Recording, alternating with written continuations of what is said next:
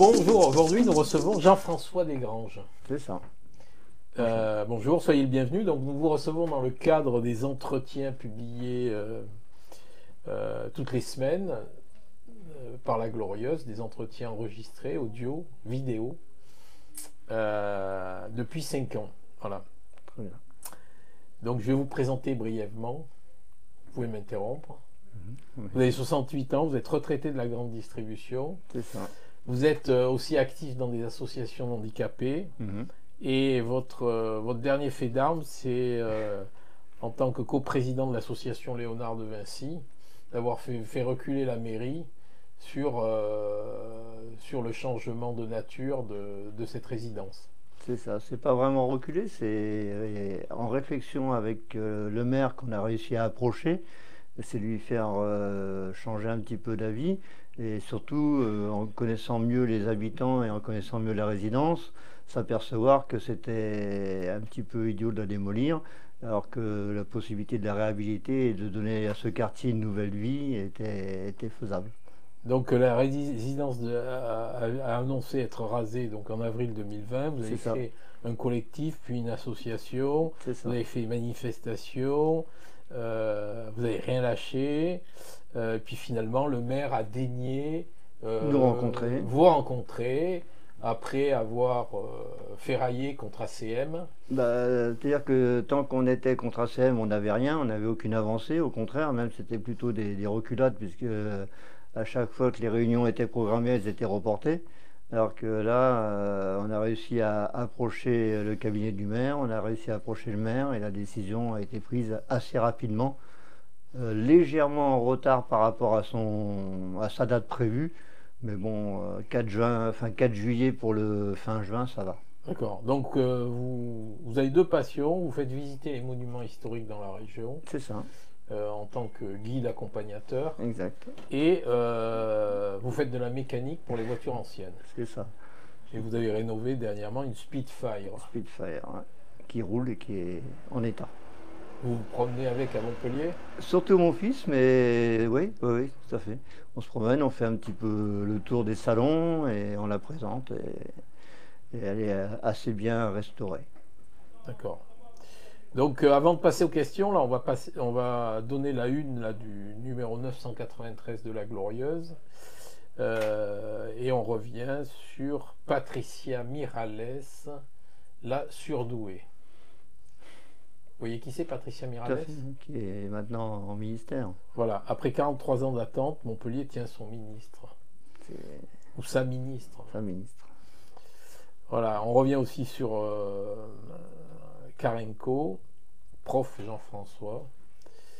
Karenko, lui, c'est pas un politique, c'est un fonctionnaire qui est rentré aussi dans l'administration, qui est devenu ministre. D'accord. Vous avez suivi? Non, pas vraiment. Non. Moi, la politique et moi, c'est deux choses. J'ai été baigné dans la politique avec un frère de gauche et un père de droite.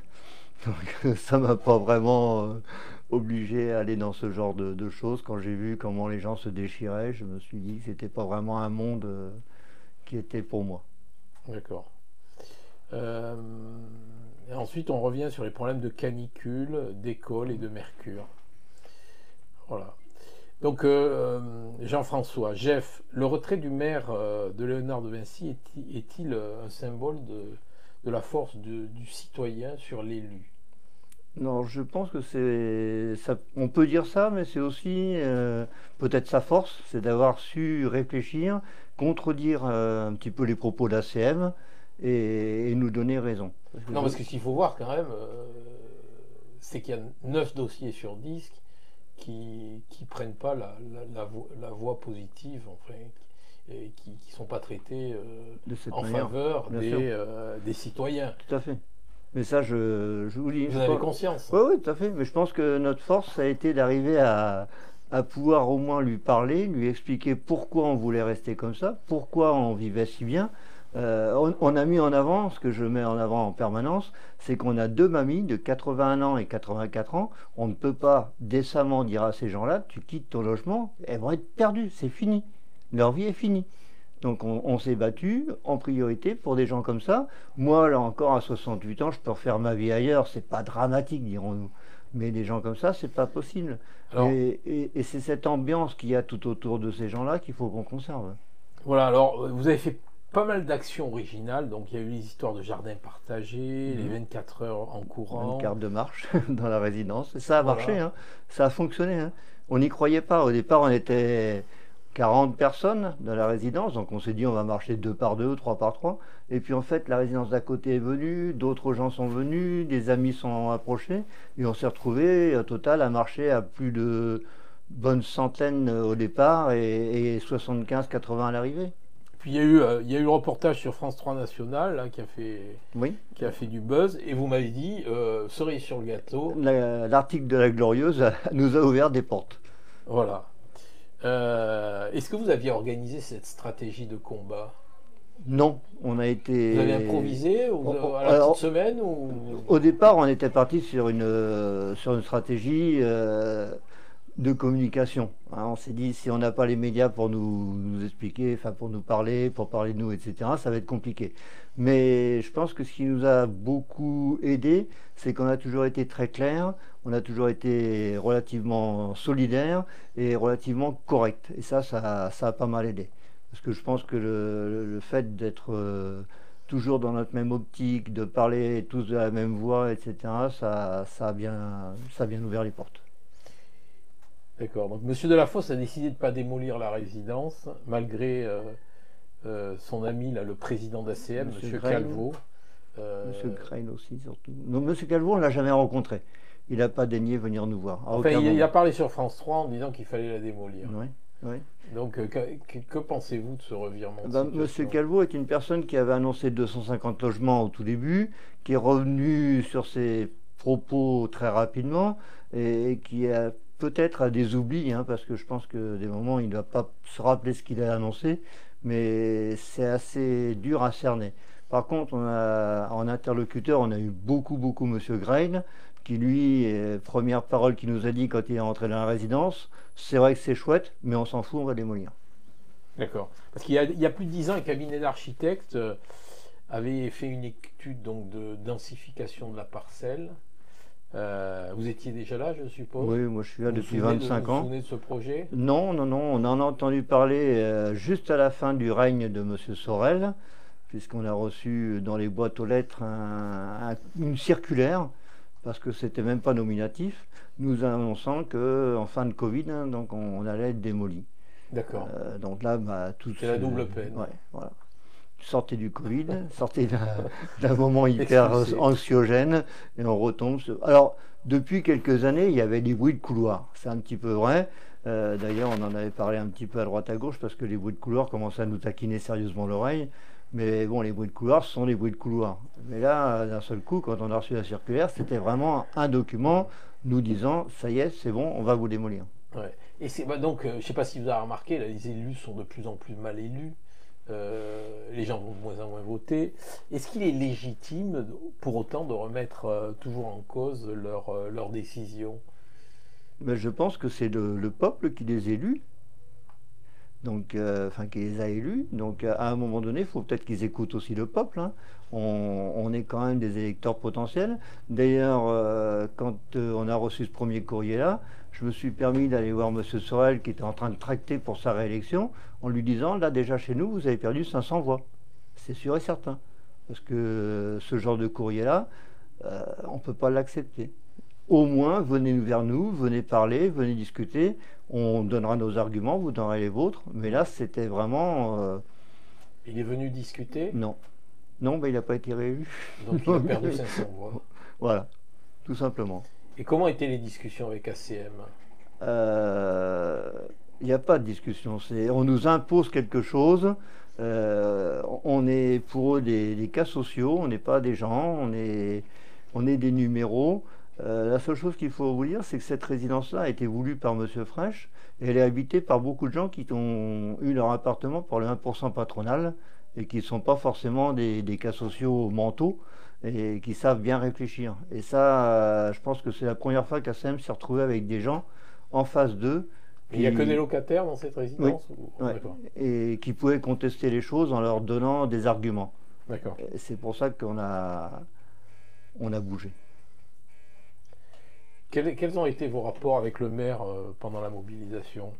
Alors, il n'y a eu aucun rapport, puisqu'on a demandé à peu près 10 fois à être rencontrés. Bon, il est vrai qu'il nous a avoué par la suite que son mandat au début était très dur, donc il n'avait pas que ça à faire.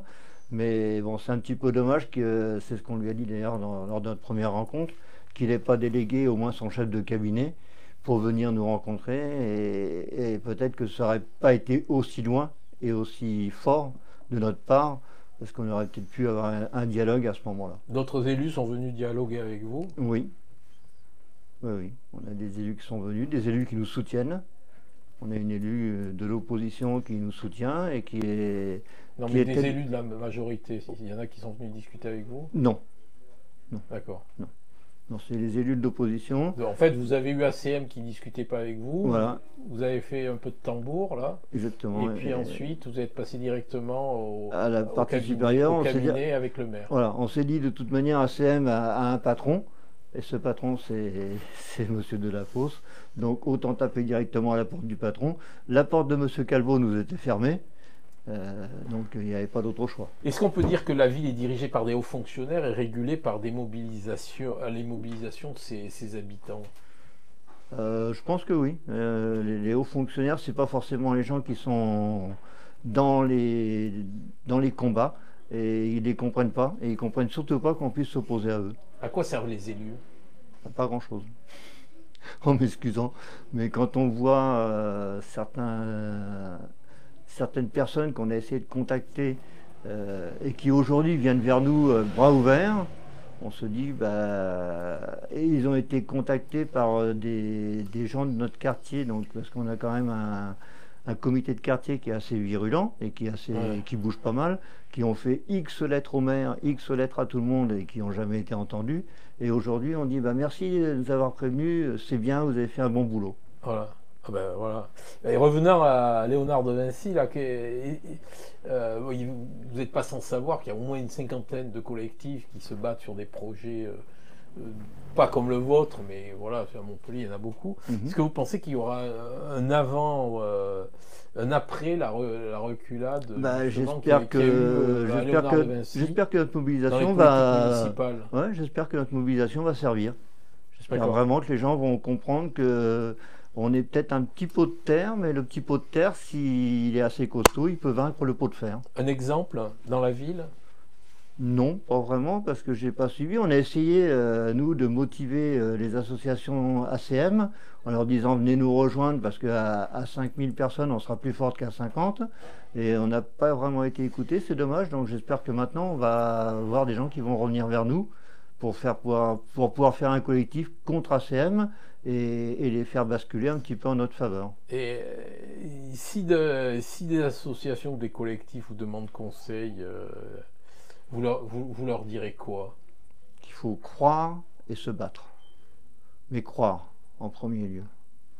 On y a toujours cru et on est arrivé là. Ça a duré combien de temps votre combat? 2 ans et demi. D'accord. Voilà. Est-ce que vous ne craignez pas qu'ACM fasse une réhab au rabais, vu que M. Graille a dit que la réhabilitation ne permettrait pas d'avoir la résidence aux normes? Alors, dans un premier temps. On a des documents qui nous ont été fournis par ACM, donc on ne doit pas savoir lire la même chose. Sur ces documents, on peut revenir en C en faisant 21 000 € d'investissement. Donc c'est quand même pas mal. Eux, ils nous affirment qu'on va être en G ou en E. Donc on ne doit pas savoir lire les mêmes choses. J'ai ces documents-là dans ma sacoche, à portée des gens s'ils veulent les lire. D'accord. Parce M. Graille a dit que c'était une passoire thermique et phonique. Et pourquoi depuis 30 ans et que c'était donc l'argument pour forcer la démolition. ACM ne pouvait pas réhabiliter. Et maintenant, le maire dit on va réhabiliter. Est-ce bien cohérent tout ça? Oui, parce que le rapport Socotec qui a été fourni par ACM, fait parce que ACM l'a demandé, prouve que la réhabilitation est faisable. On a eu un contact donc au mois de novembre avec la Socotec qui est venue expliquer les travaux qu'ils avaient, enfin, les travaux, le rapport qu'ils avaient remis. Et à la fin, parce qu'on a eu quand même une discussion assez animée, et à la fin, le responsable de ce rapport nous a bien avoué que oui, c'était réalisable. Donc ACM, vous en fumez. Tout à fait. Mais ça, on le savait, hein. On le savait puisque sur ce rapport, on l'a épluché et il y a déjà 5 points de friction qu'on a fait savoir à la mairie en leur disant ça, vous voyez, ils annoncent ça et le rapport dit le contraire. Donc on le sait. D'accord. Madame Janel a élu, ex-élue avec Sorel, en fait toujours élue, s'est félicité que Delafosse ait fini par retenir l'option qu'elle avait privilégiée. Elle nous a bien aidés, notamment à la métropole. La réhab, qu'en pensez-vous? Je pense que si les gens comme ça continuent à nous soutenir, c'est qu'ils ont cru notre combat. Donc c'est tout à son honneur. Je ne la connais pas à fond, mais elle est venue plusieurs fois à notre rencontre. Et elle-même architecte nous a dit, c'est vrai que votre bâti est solide, on peut faire quelque chose. D'accord. Alors, il y a une vingtaine de logements qui ont été vidés. 12 logements vides, oui, actuellement. Ouais. Ils ne sont pas attribués depuis 2 ans. Depuis 2 ans. Ils sont réhabilités, en train d'être réhabilités. Pour nous, c'est un grand pas aussi quand on a vu qu'ils étaient en train de les remettre en état. Donc on se dit, bon, bah, ça y est, c'est bon, c'est vraiment dans la bonne voie. Il se dit que cela va permettre à ACM de reloger des familles de la Paillade ou des familles de la Rose. Non, là, on ne sait pas. Nous, ce qu'on aimerait déjà, c'est qu'en priorité, ils relogent des gens qui ont des problèmes de grandeur d'appartement, à savoir, entre autres, une famille qui vit dans un T2 avec 2 enfants, alors qu'il y a des T3, T4. Donc on aimerait déjà que ces appartements-là, en priorité, viennent à les 3 aux 3 ou 4 familles de nos résidents qui souhaitent rester, puisque c'est leur vœu le plus cher. Hein. Accepter de vivre dans un T2 alors qu'ils sont 4 personnes, c'est quand même assez compliqué. Et ça, on a demandé aussi à la mairie de faire le maximum, et on a demandé à ACM, à la prochaine commission, de faire aussi le nécessaire pour que ces gens-là puissent avoir un logement plus décent pour vivre. Et le calme et la solidarité de la résidence va-t-il continuer? Ah oui, il n'y a pas de problème, bien sûr. Oui, tous les soirs, enfin tous les 2 soirs, j'envoie un petit message sur la page WhatsApp de la résidence en disant ce soir on arrose, et vous avez y compris des gamins de 8-9 ans qui viennent nous aider à arroser le soir. Parce que pour l'instant on n'a pas de point d'eau. Donc on est obligé d'aller chez l'un chez l'autre pour remplir nos contenants, hein, donc seaux, bidons, etc., pour pouvoir arroser nos jardins. Et le discours du maire, là, faut-il reconstruire la ville sur la ville, est-il mort? Non, mais il faut la reconstruire comme il faut. Il ne faut pas reconstruire n'importe comment. Là, on voit que déjà les terrains sont surpeuplés. On va avoir une surpopulation dans notre quartier. Est-ce qu'il faut vraiment densifier à ce point-là? C'est ça qu'il faut se poser comme question. Parce qu'on va construire en 2500 logements là, sur le... C'est ça, sur la ZAC IBM. Sur la ZAC IBM. Ouais. On est à un niveau de densification dans ce coin-là, c'est énorme. Du millénaire, c'est incroyable. C'est énorme, il y a une circulation qui est anarchique, il y a une école en face, il y a plein de choses qui sont anarchiques. Il faut vraiment, avant de vouloir construire, vraiment déjà résoudre un peu le problème de la circulation, y compris le problème du stationnement. Il n'y a rien, il n'y a aucun parking. Donc 2500 familles qui arrivent là-dessus, ça fait pratiquement 4000 voitures. Où on va les mettre? C'est une question qu'il faut quand même se poser. Nous, chez nous, dans notre résidence, on a dans les rues où on peut se garer, et on a 2 parkings avec, on va dire, 10 places sur chaque parking, 72 logements. Vous avez 20 places de parking pour 72 logements. C'est ça. Et tout le reste, c'est les voitures qu'on met dans les rues ou devant les garages. On se connaît tous. Donc même si elle chevauche devant un garage, tu me gênes, tu peux te pousser parce que je dois rentrer ma voiture. Voilà, c'est le truc, c'est l'intérêt d'être bien tous ensemble. Très bien, mais écoutez, monsieur Desgranges, je vous remercie. C'est moi qui vous remercie de m'avoir reçu, et au nom de tous les résidents, merci beaucoup de nous avoir aidés par vos articles et par aujourd'hui ce reportage.